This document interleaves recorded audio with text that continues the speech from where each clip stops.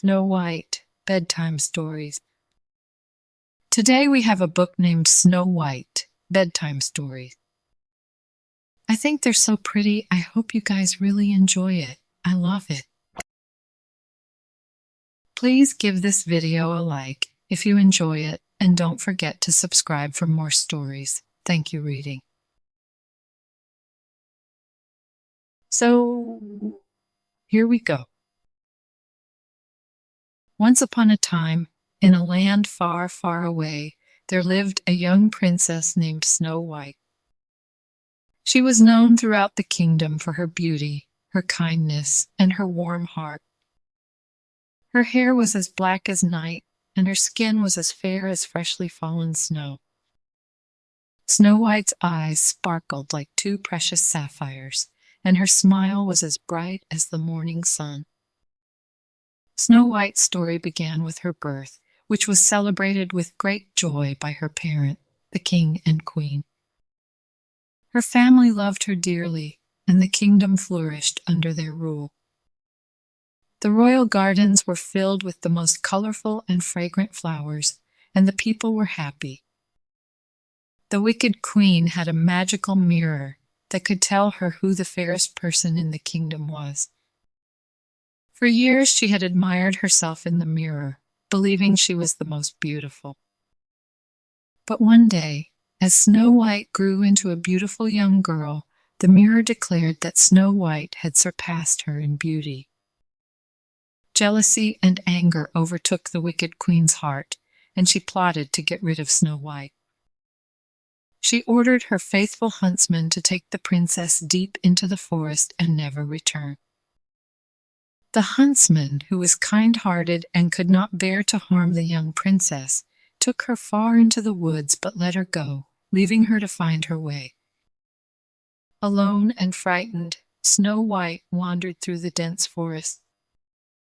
The trees seemed to reach out to her, their branches casting eerie shadows, and the rustling of leaves and the hooting of owls added to her unease.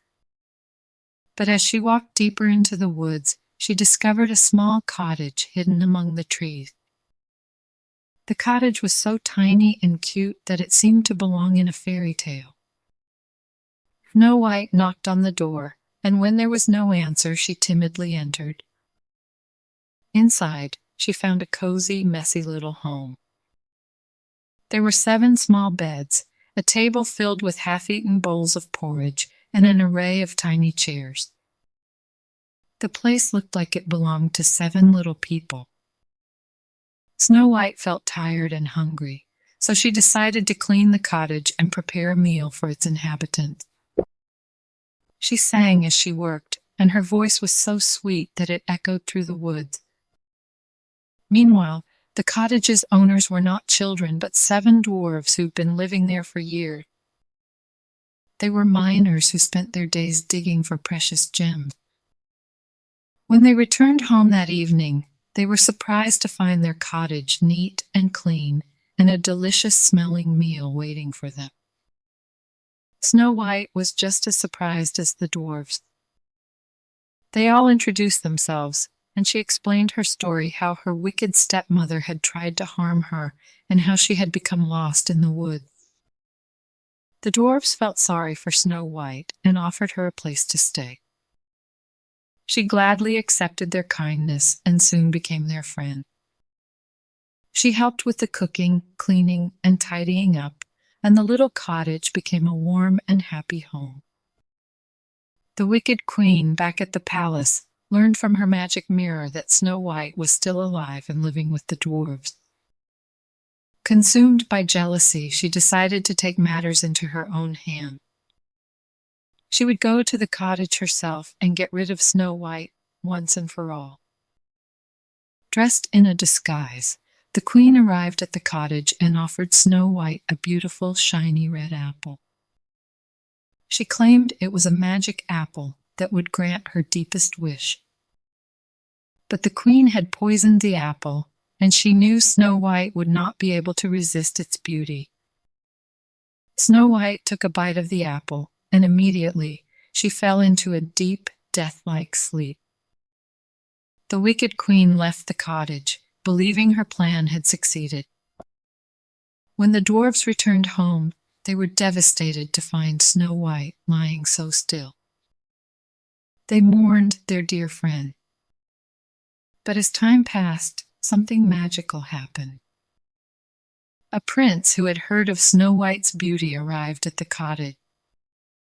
He was captivated by her and, thinking her asleep, kissed her. The power of true love's kiss broke the curse, and Snow White awoke. She and the prince fell deeply in love, and they were married in a grand and joyful ceremony. The wicked queen, who had caused so much suffering, was banished from the kingdom forever. Snow White, now a queen herself, ruled with kindness and grace. She often visited the dwarves, who had become her dearest friends.